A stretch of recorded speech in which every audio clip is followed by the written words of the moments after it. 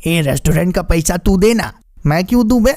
तो भाई एमसीयू के अंदर ऐसे ही दिमाग हिला देने वाली चीजें चल रही हैं, तो सबको एक एक करके कवर करेंगे। तो सबसे पहले तो मैं बता देता हूँ कि केविन कुमार के साथ क्या सीन चल रहा है। तो हमारे केविन रीन भैया दोबारा से एमसीयू में रिटर्न मारने वाले हैं, क्योंकि जेम्स गन ने डीसी में जो उनके साथ बीसी करी है, तो ये दोबारा तो वहाँ नहीं जाने वाले। इतनी बेइज्जती की बात कौन जाएगा। और अब हमें एक नया सुपरमैन भी मिल गया है, जो एक आंख से अमेरिका को देखता है और दूसरी आंख से चाइना को। तो Marvel insider my time to shine hello के अकॉर्डिंग हेनरी कैविल तुम्हें नोवा सीरीज में नोवा का रोल करते हुए दिख सकते हैं, which will be quite awesome. अगर तुम मुझसे पूछो तो लोकी के बाद अब डेयर डेविल एक ऐसा शो है जिसके लिए मैं जेन्युइनली एक्साइटेड हूँ। इसके बाद if Henry Cavill as Nova अपनी खुद की सीरीज में आते हैं तो no doubt it will be a छप्पर फॉर बैंगर। तो नोवा कॉर्प्स का हिस्सा है, जो कि एक इंटरगैलेक्टिक पुलिस फोर्स है, जहां आसान भाषा में इन्हें स्पेस का दरोगा भी कह सकते हो। इनके पास सुपर ह्यूमन स्ट्रेंथ होती है, फ्लाइंग एबिलिटीज होती है। नोवा कॉर्प को 2014 में गार्जियंस ऑफ द गैलेक्सी में फीचर भी किया गया था। बाद में इन्फिनिटी वॉर में ये हिंट मिली थी कि थैनोस ने नोवा कॉर्प के एक बहुत बड़े हिस्से को पेल दिया है। फिलहाल तो केविल कुमार वॉर हैमर 40,000 की शूटिंग में बिजी चल रहे हैं। तो लेट्स सी कि डीसी का एक्स बॉयफ्रेंड क्या अब मार्वल के साथ रिलेशनशिप में आएगा या फिर नहीं। नाउ तुम जानते ही हो कि मल्टीवर्स की शादी खत्म होने में बस 2-2.5 साल ही बचे हैं, और शादी का मेन दूल्हा दुल्हन यानी आरडीजे का डूम और मॉलिक्यूल मैन ये अभी तक आए ही नहीं है। बात करें सीक्रेट वॉर कॉमिक्स की, तो उसमें डूम यूनिवर्स टू यूनिवर्स जाकर मॉलिक्यूल मैन को हंट कर रहा था। मॉलिक्यूल मैन का एक न एक वेरिएंट हर एक यूनिवर्स में एग्जिस्ट करता ही था, और ऐसा करने के पीछे हाथ था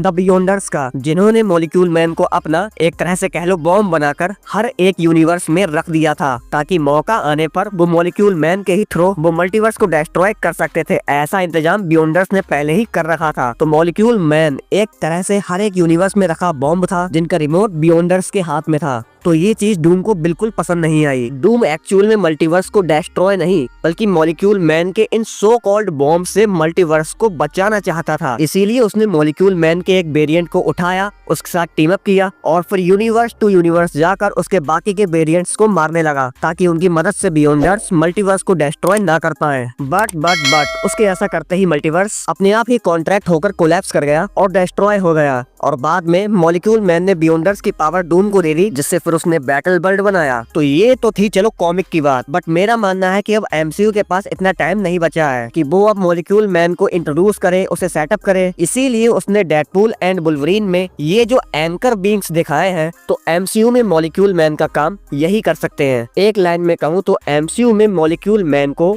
एंकर बींग्स से रिप्लेस कर दिया गया है, क्योंकि तुम खुद सोचो, कॉमिक्स में जब डूम ने मॉलिक्यूल मैन के वेरिएंट्स को यूनिवर्स टू यूनिवर्स जाकर मारा, जिसकी वजह से उनके यूनिवर्सेस डिस्ट्रॉय हुए, और यहाँ एमसीयू में भी जब एक एंकर बीइंग मरता है तो उसका यूनिवर्स भी धीरे धीरे अपने आप ही खत्म होने लगता है। यानी दोनों का कॉन्सेप्ट काफी सेम है ना। बट बात यहीं पर खत्म नहीं होती। इफ ऐसा होता तो कॉमिक्स में जहाँ डूम मल्टीवर्स को बचाने के लिए मॉलिक्यूल मैन के वेरिएंट्स को हंट कर रहा था, वही एमसीयू में आरडीजे का डूम मल्टीवर्स को डिस्ट्रॉय करने के लिए यूनिवर्स टू यूनिवर्स जाकर एंकर बीइंग्स को हंट कर सकता है, in order to create battle world and rule on it. यानी सिंपली एमसीयू का डूम कॉमिक्स से टोटली डिफरेंट टेक ले सकता है। He might be pure evil. और ये मैं नहीं कह रहा हूँ, ऐसा कहने का रीजन है कैंग। काउंसिल ऑफ कैंग के प्लान्स भी कुछ ऐसे ही थे। वो बैटल वर्ल्ड बनाकर उस पर राज नहीं करना चाहते थे, बल्कि मिस मार्वल के मेगा बैंड्स और सैंक्ची की 10 चोरियों की मदद से मल्टीवर्स की रियलिटी को अपनी मर्जी के अकॉर्डिंग रीशेप करके पूरे मल्टीवर्स पर राज करना चाहते थे। यानी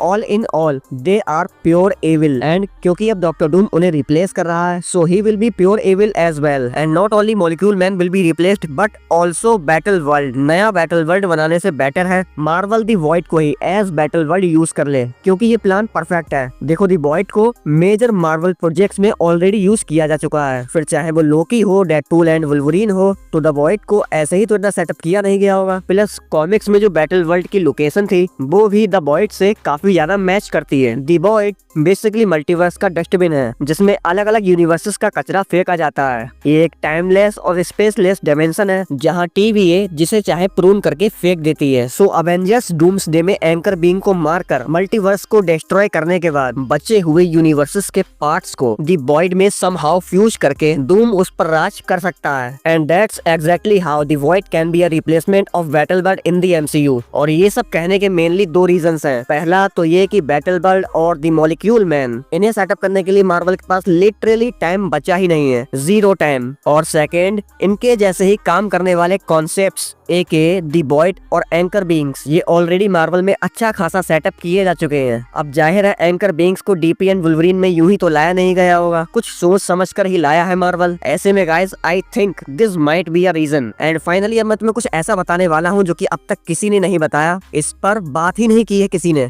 ब्रेव न्यू वर्ल्ड में एमसीयू में अर्थ 616 में एडामेंटियम इंट्रोड्यूस किया गया, राइट? यानी हमारी दुनिया एके 616 में एडामेंटियम मेटल पहली बार डिस्कवर हुआ है। बेसिकली पूरी जो मूवी है वो एडामेंटियम के इर्द गिर्द ही घिरी थी, पूरा बवाल मूवी में इसी के पीछे था। अब adamantium is equal to Wolverine, यानी एडामेंटियम दिखाया जा रहा है तो समझ लो वुल्वरीन भी कहीं आसपास ही होगा। अब ध्यान से सुनना, क्या एमसीयू में एडामेंटियम इंट्रोड्यूस करने का ये मतलब नहीं हुआ कि हमें जल्द ही एमसीयू में एक वेपन एक्स प्रोग्राम देखने को मिलेगा जिसमें हमारी मेन अर्थ 616 का वुल्वरीन दिखाया जाएगा, उसमें एडामेंटियम डालते हुए दिखाया जाएगा। यही मतलब हुआ ना एडामेंटियम दिखाने का। बट ऐसा कुछ नहीं होने वाला, बिकॉज डेडपूल एंड वुल्वरीन दोनों का रिटर्न सीक्रेट वॉर्स में अब ऑलमोस्ट कंफर्म ही है। और डेडपूल ने मूवी में बोला भी था कि डिज्नी वाले ह्यूग जैकमैन को 90 साल तक निचोड़ेंगे।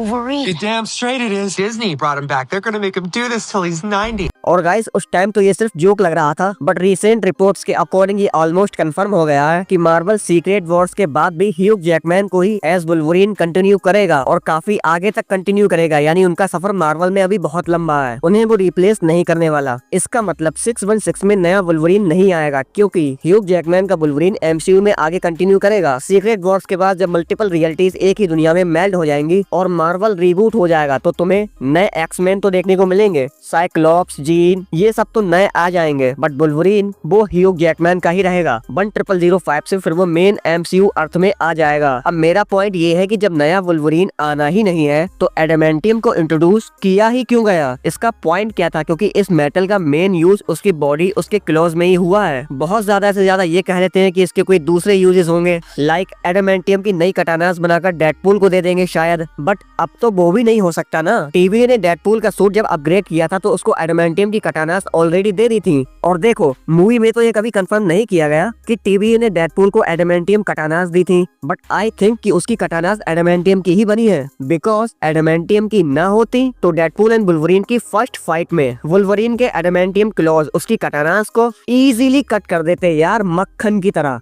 बट यहाँ वुल्वरीन के क्लॉज का फुल फोर्स डेडपूल की कटानास बड़े आराम से झेल पा रही थी। और ये डिटेल नोटिस करने के बाद मुझे ऑलमोस्ट कंफर्म हो गया कि हाँ भाई, टीवी ने जब डेडपूल का पूरा सूट अपग्रेड किया था उसी टाइम उन्होंने उसे न्यू कटानास भी दे दी होंगी, विच वर मेड ऑफ एडामेंटियम। तो अब तो एमसीयू में एडामेंटियम का यूज बचा ही नहीं और इस पर किसी ने बात की ही नहीं। तो शायद आगे जाकर मार्वल के कुछ प्लान्स हो इस न्यू एडामेंटियम को लेकर, बट मुझे तो दूर दूर तक ऐसा कुछ भी नहीं दिख रहा है, बिकॉज वुल्वरीन ह्यूग जैकमैन ही रहेंगे सीक्रेट वॉर्स के बाद भी, तो ऐसा तो हो नहीं सकता कि दो वुल्वरीन एक साथ को एग्जिस्ट करें। तो फिर एडामेंटियम का पॉइंट क्या हुआ? तो तुम्हारे जो थॉट्स हो, तुम्हारे दिमाग में जो भी चल रहा हो वो मुझे कमेंट करके अभी बताओ। बाकी आज की वीडियो में बस इतना ही। अगर वीडियो अच्छी लगी हो तो वीडियो को लाइक कर दीजिए, चैनल पर पहली बार आए हो तो चैनल को सब्सक्राइब कर दीजिए और नोटिफिकेशन को ऑल पर डालना बिल्कुल मत भूलना, ताकि आने वाली लेटेस्ट एमसीयू अपडेट सबसे पहले तुम तक पहुंच जाए। डाकिया तुम्हारा मैं हूं एमसीयू का, सो बी सेफ गाइस, अपना ख्याल रखिए आप। तो मेरा नाम है डाकिया,